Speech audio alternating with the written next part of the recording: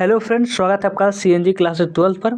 तो आज की क्लास में आपका स्वागत है और आज हम पढ़ने वाले हैं आपका केमिस्ट्री। सॉरी, इस पर केमिस्ट्री लिखा गया है, इसके लिए आपसे माफ़ी चाहते हैं, लेकिन यहाँ पे बायोलॉजी पढ़ाने वाले हैं हम। आप क्या है, आज बायोलॉजी की क्लास है। अगर आपका सब्जेक्ट बायोलॉजी नहीं है, आप इस वीडियो को स्किप कर सकते हैं, और बायोलॉजी है तो मस्त तरीके से लास्ट तक देखिए, क्योंकि आज हम आपको 10 आपको लॉन्ग क्वेश्चन बताने वाले हैं। लॉन्ग प्रश्न बताएंगे क्योंकि हम जानते हैं शॉर्ट क्वेश्चन आप बहुत सारे तैयार कर लिए होंगे, लेकिन लॉन्ग क्वेश्चन बाकी होगा।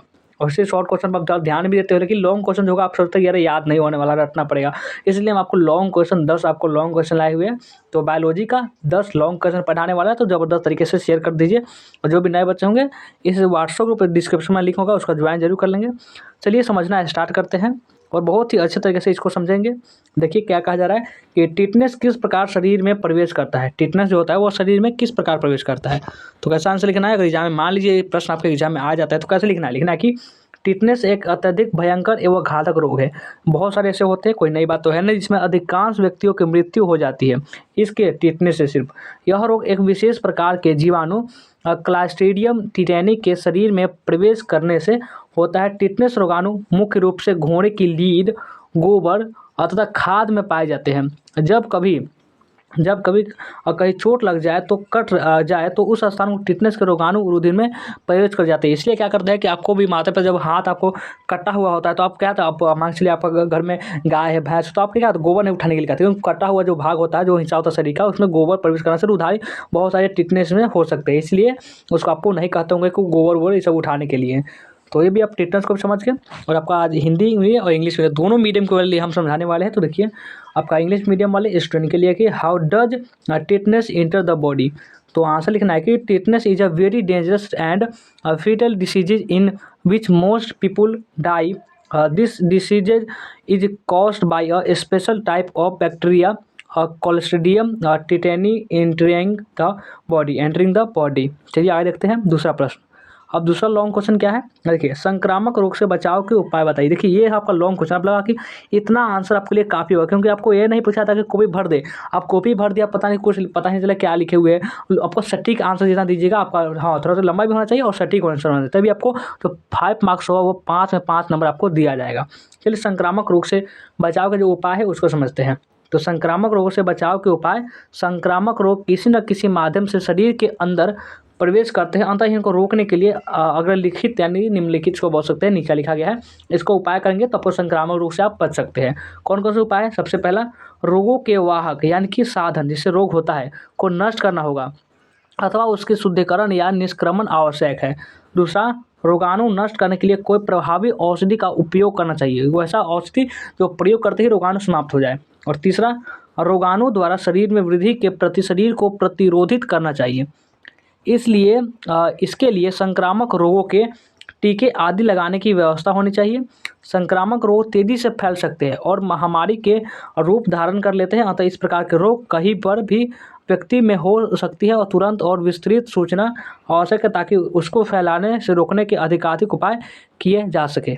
ठीक है, देखिए अब आपका इंग्लिश मीडियम वाले स्टूडेंट के लिए है कि suggest measures to prevent infection diseases. तो ये आपका क्वेश्चन है, तो आंसर क्या होगा, आंसर होगा आपका मेजर्स ऑफ प्रिवेंट यानी कि measures to prevent infection disease. आपका infection diseases enter the body through some medium और the other, therefore the following measures are taken prevent them. तो ये आपका, और जो 3 आपका देखिए, ये आपका 3 आपका रीजन, इसको देखिए, द कैरियर यानी कि means of the disease must be destroyed or its body must be removed। और आपका दूसरा, it is necessary to use an effective medicine to destroy germs। और तीसरा, the body should be made resistant to the growth of germs in the body। For this arrangements for administering vacations its for infectious diseases should be made. तो ये हुआ। अब आगे बढ़िए, अब देखते हैं अगला प्रश्न, 3 नंबर जो प्रश्न है यह कह रहा है कि इन्फ्लुएंजा रोग के लक्षण लिखिए। इन्फ्लुएंजा जो रोग होते हैं उसके लक्षण बोला जा रहा है लिखने के लिए। तो इन्फ्लुएंजा संक्षेप में जिसको हम फ्लू नाम से जानते हैं, इन्फ्लुएंजा को फ्लू बोलते हैं।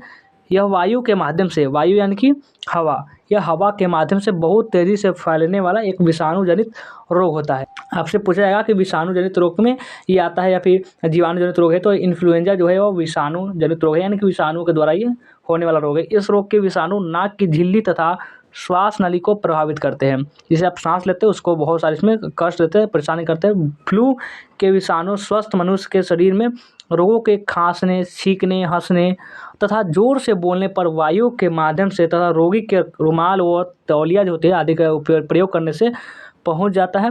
रोग के लक्षण: रोग के प्रारंभ में छींक, जुकाम, सिर दर्द, नेत्रों में पीला, जो आँख में दर्द होते हैं वो आपका नाक बंद हो जाती है और सांस लेने में भारी कठिनाई होती है। इस रोग के कारण धीरे धीरे शरीर के अन्य भागों में भी क्या होती है, पीड़ा या दर्द होना शुरू हो जाती है। नेत्रों व नाक से जो पानी जो होते हैं वो आने लगते हैं। इस रोग इन्फ्लुएंजा आपका रोग होता है और शरीर बेचैन और कमज़ोर पड़ जाता है। बाद में क्या करता है, ज्वर भी आने लगता है, जो कि 3 से 4 दिन में उतर जाता है। 3 से 4 दिन में ये क्या होगा, ठीक हो जाएगा। कभी कभी खांसी, बाद में निमोनिया, तो उसके बाद क्या होता है, ब्रोंकाइटिस में भी ये बदल जाता है, यानी कि एक रोग है उसके बाद दूसरा रोग का रूप ले लेता है। और आइए ये प्रश्न आपका, write the symptoms of influenza, यानी कि आंसर क्या होगा, इसका आंसर होगा कि influenza is called flu in short में इसको फ्लू कहते हैं। It is a viral diseases that spreads very fast through air.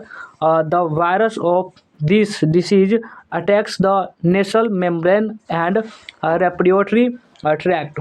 और देखिए, the flu virus reaches the body of a healthy person through air when the patient coughs, sneezes, coughs and speaks loudly, and by using the patient's handkerchief and typical its symptoms of the disease, initial क्या है कि initial symptoms of the disease, symptoms is the disease। चलिए आगे देखते हैं। आगे आपका अगला प्रश्न, सहज प्रतिरक्षा के घटक कौन कौन से, जो भी सहज प्रतिरक्षा के घटक हैं यह कौन कौन से, ये भी आपको MBBI प्रश्न है, क्योंकि ये सब प्रश्न आते हैं एग्जाम में कि सहज प्रतिरक्षा के घटक कौन कौन से हैं। सहज या अवशिष्ट प्रतिरक्षा तथा उसके घटक, किसी संक्रमण या आक्रमण से बचने के लिए हमारे शरीर में कई रक्षा प्रणालियाँ होती हैं, जिनमें से अवशिष्ट प्रतिरक्षा प्रणाली भी एक है। इसके अंतर्गत 2 प्रकार के प्रतिरक्षा तंत्र आते हैं, एक ब्रह्मामार्ग रोधन और दूसरा अंतर्मार्ग रोधन। ब्रह्मामार्ग रोधन जो होता है वो कार्य हमारी त्वचा तथा संवेदनशील कलाई करती है, भीतरी प्रतिरक्षा घटकों में कार्य करती है। और आपका 2 इसमें से 5 है, प्राकृतिक विनाशी कोशिकाएं, दूसरा है आपका प्रतिरोगाणु पदार्थ, और तीसरा है भक्षी कोशिकाएं, चौथा क्या है कि प्रदाह, और 5वां है ज्वर यानी कि फीवर आदि, ये सब है। देखिए आगे अब इसमें आइए, ये भी आपका वही है, ये भी सेम क्वेश्चन है, ये भी आपका सेम प्रश्न आ गया। देखिए आगे आइए, अब इसका इंग्लिश वाले स्टूडेंट समझेंगे। What are the components of innate immunity. Answer क्या होगा, आंसर होगा कि इनेट और non specific immunity and its components और our body has many defence system to protect us from any infection और attack, out of which non-specific defense is the most important. There are 2 types of defense system under his external barrier and internal barrier. The function of external barrier is done by our skin and mucous membranes. Internal immunocomponents include, सबसे पहला आपका national क्या है कि natural killer cells, दूसरा क्या है कि एंटी मिक्रोबियल सब्सटेंस, और तीसरा डिवोरिंग सेल्स, और चौथा इन्फ्लेमेशन, और 5वां फेवर ATC। देखिए आगे आइए, अब अगला प्रश्न 5 नंबर, इसको चलिए 5 नंबर जो प्रश्न है इसको समझते हैं कि SCID को परिभाषित करिए। SCID को इसको परिभाषित करने के लिए बोला जा रहा है, तो लिखना कि उग्र संयुक्त प्रतिरक्षा न्यूनता यह जन्मजात अपसामान्यता है जिसमें बाल्यावस्था में ही बी लिम्फोसाइट नहीं होते। बाल्यावस्था में क्या, बी जो लिम्फोसाइट होते हैं वो नहीं होते हैं, अतः ऐसे शिशुओं में कोई भी संक्रमण आसानी से हो जाता है तथा यह अति भयानक स्वरूप धारण कर सकता है। टी लिम्फोसाइट के अभाव में इसे अर्शियोज सिंड्रोम एवं बी लिम्फोसाइट के अभाव में एक मैग्लूलीमिया रोग इसे हम कहते हैं। और आपका डिफाइन SCID, इसमें क्या है कि आंसर में हो जाएगा आपका severe combined immunodeficiency. This is a congenital abnormality in which B lymphocytes are absent in childhood. Therefore, any infection easily occurs in such children and it can take a very dangerous form. देखिए अगला प्रश्न क्या कर रहा है, आपका अगला प्रश्न, सक्रिय प्रतिरोध क्षमता के स्रोत बताइए। जो सक्रिय प्रतिरोधक की जो क्षमता होती है उसके स्रोत बताने के लिए कहा जा रहा है। तो क्या ये आपका केमिस्ट्री में ध्यान दीजिए, आपका बायोलॉजी है, ये आपका ये क्या चल रहा है, ये आपका बायोलॉजी चल रहा है, ठीक है। चलिए आपको देखते हैं ये प्रश्न, देखिए 6 नंबर जो प्रश्न है इसको चलिए देखते हैं। 6 नंबर प्रश्न क्या कर रहा है कि सक्रिय प्रतिरोध जो क्षमता के स्रोत बताइए। प्रतिरोध क्षमता का स्रोत इस प्रकार के प्रतिरोध क्षमता शुद्ध एवं मूल प्रतिजनों के शरीर में प्रविष्ट कराने के उपरांत उत्पन्न होती है। प्रतिजन वैक्सीन वैक्सीन के टीका अथवा मृतक या जीवित पूर्ण रूप से क्रियाशील जीवाणु क्या होते हैं, विषाणु या जीवाणु और या फिर विषाणु होते हैं। प्राकृतिक यह प्रतिरोध क्षमता जीवित एवं पूर्ण रूप से क्रियाशील सूक्ष्मजीव के द्वारा निर्मित होती है। जो प्राकृतिक रूप से रोग उत्पन्न करने की क्या होती है, ये क्षमता रखती है कि कोई भी रोग ये उत्पन्न कर सकती है। कृत्रिम एक होता है, देखिए कृत्रिम एक होता है प्राकृतिक। प्राकृतिक जो होता है वो पहले से कृत्रिम जो है को बनाना वाला उसको कृत्रिम कहते हैं। यह प्रतिरोध क्षमता जीवित मृतक या क्षीण क्रिया वाले उस सूक्ष्मजीवों के कृत्रिम रूप से प्राणियों के शरीर में प्रवेश कराने से उपरांत क्या होती है, यह उत्पन्न हो जाती है। तो ठीक है, यहाँ तक कोई दिक्कत नहीं होगा। अब आज इंग्लिश मीडियम वाला इसको समझेंगे। Explain the sources of active immunity. तो आंसर क्या होगा आपका, इसको चाहे तो स्क्रीनशॉट भी ले सकते हैं। Source of immunity, this type of immunity is generated after introducing pure and original antigens into the body. Antigens vaccine और डेड और live fully active antigen natural क्या कि natural. This immunity is produced by live and fully functional macrogenous that naturally have the ability to cause diseases. Artificial this resistance capacity is developed after artificially introducing living dead or weakened functional microgenous is the body of living beings। ठीक है, आगे बढ़िए। अब आ जाइए cancer रोग पर टिप्पणी लिखिए। कैंसर रोग, कैंसर रोग पर टिप्पणी लिखने के लिए कहा जा रहा है। ये बहुत ही फेमस रोग है, बहुत ज़्यादा। इसके बारे में बहुत सारे आप सुने होंगे, बच्चा एक कहे तो बात करें तो ये सुन सकते हैं इस रोग के बारे में, कैंसर के बारे में, क्योंकि बहुत सारे लोगों को ये हो चुका है। रोग तथा, अब इसका आंसर कैसे लिखना है, तो रोग तथा रोग का कारण। इस रोग में कोशिका विभाजन अनियंत्रित, अनियमित तथा तीव्र गति से होता है।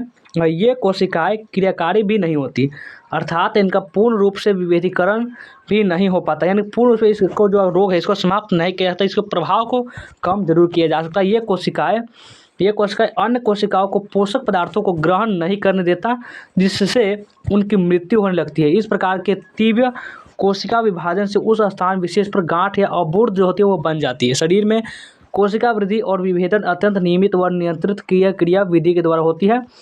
सामान्य कोशिकाओं में यह गुण, जिसे संस्पर्श संदमन कहते हैं, दूसरी कोशिकाओं को अनियंत्रित वृद्धि को संदमित करता है। कैंसर कोशिकाओं में इस प्रकार का संदमन समाप्त हो जाता है। कैंसर का कारण कोशिकाओं में उपस्थित ऑन्कोजीन्स की सक्रिय होना माना जाता है। यद्यपि ऑन्कोजीन्स सभी कोशिकाओं में होती है, किंतु सामान्यतः यह निष्क्रिय हो जाती है। किसी विशेष कारण ये सक्रिय हो सकती है।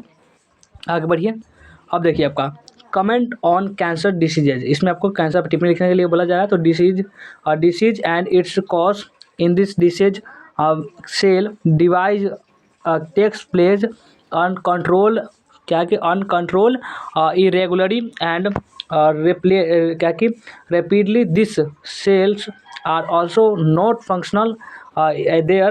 These cells do not allow other cells to absorb nutrients, which leads to their death. This type of rapid cell division can lead to the formation of a lump or tumor at the particular place.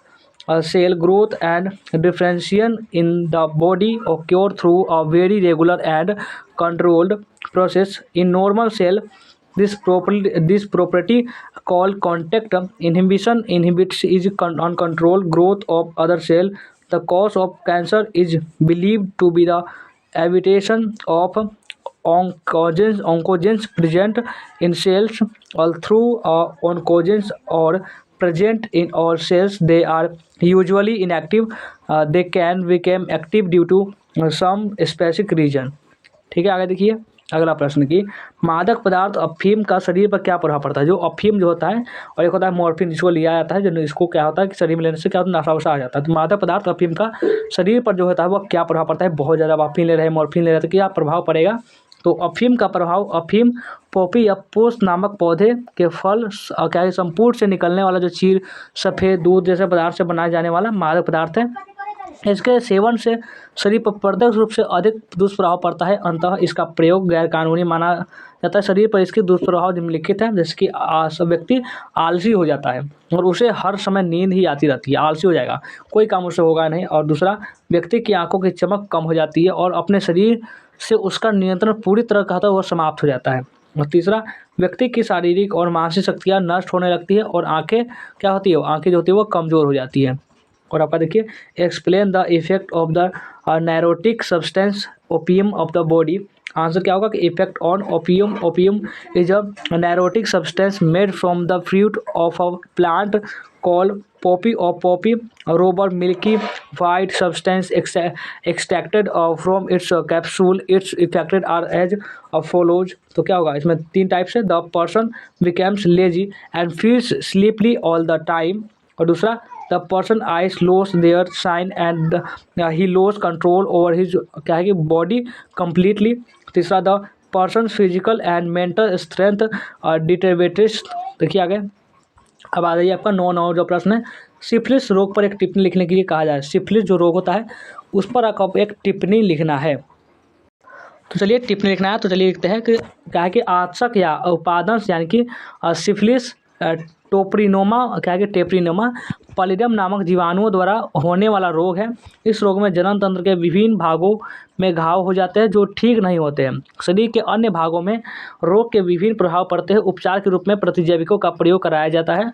रोग के बचाव के लिए आपका 3 उपाय होते हैं, लेकिन आपका एक उदाहरण के लिए लिखे हुए, संक्रमित व्यक्ति के साथ यौन संपर्क नहीं रखना चाहिए। जो संक्रमित व्यक्ति जिसका बीमारी मारती है उसे यौन संबंध हो नहीं बनाना चाहिए। साथ ही सामान्यतः भी यौन संपर्क में निरोध यानी कंडोम का इसका प्रयोग करना चाहिए, अनिवार्य है।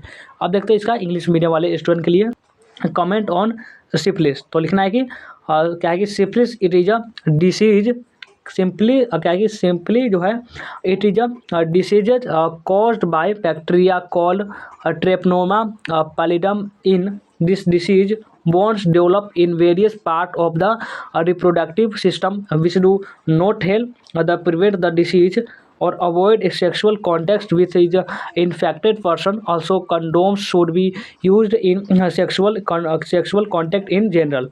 देखिए आगे, अब आपका ये लास्ट प्रश्न है कि टाइफाइड रोग का वर्णन कर, टाइफाइड रोग के बारे में बताना है और ये आपका भी ये MBBI है, ठीक है, तो थोड़ा ध्यान देंगे इसको। ये का MBBI है, टाइफाइड रोग का वर्णन करें। चलिए वर्णन करते हैं। यह एक संक्रामक जीवाणु रोग होता है। यह एक निश्चित अवधि तक रहने का कारण इस बुखार को मियादी बुखार भी कहा जाता है। इस बुखार को, जो टाइफाइड जो बुखार होता है उसको मियादी बुखार के नाम से भी जाना जाता है।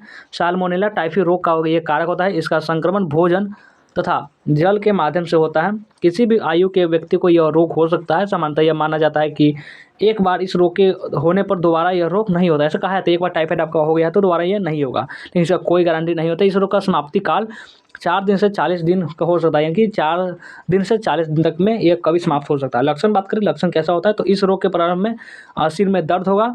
रोगी काफ़ी बेचैनी अनुभव करता है, यानी बहुत छटपटाहट महसूस होती है। जैसे जैसे और रोगाणु अपना प्रभाव फैलाते हैं वैसे वैसे उबर तीव्र हो जाता है। ज्वर के साथ सारे शरीर पर मोती के समान दाने जो होते हैं वो निकल आते हैं। वास्तव में इस रोग के कारण अंतोयकृत एवं प्लीहा में क्या होती है वो सूजन हो जाती है, वो फूल जाता है। और आगे अंत आहार नाल संबंधी कई विकार उत्पन्न हो सकते हैं इससे सिर्फ, जैसे आंतों में दर्द, पेचिश, अतिसार आदि। इस रोगी की पृष्ठीय विडाल परीक्षण यानी कि विडाल टेस्ट के से ये की जाती है।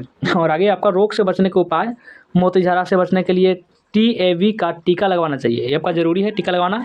और जिस व्यक्ति को बुखार हो जाए उसे अलग रखना चाहिए, नहीं तो वो दूसरे को भी बुखार करवा सकता है। रोगी के बर्तन बिस्तर आदि को अलग रखना आवश्यक है। ठीक हो जाने पर कीटनाशक पदार्थ, गर्म पानी आदि से धोना चाहिए। रातों के मल मूत्र को नष्ट कर देना चाहिए तथा उसमें जीवाणुनाशक पदार्थ अवश्य उसमें डाल देना चाहिए। उपचार हेतु एंटीबायोटिक्स का प्रयोग किया जाता है। तो ठीक है, अब तो आपका 10 प्रश्न जो हमें लगा बहुत ज़्यादा इंपॉर्टेंट है, आपको बताना जरूरी है, तो हमने आपको बताया।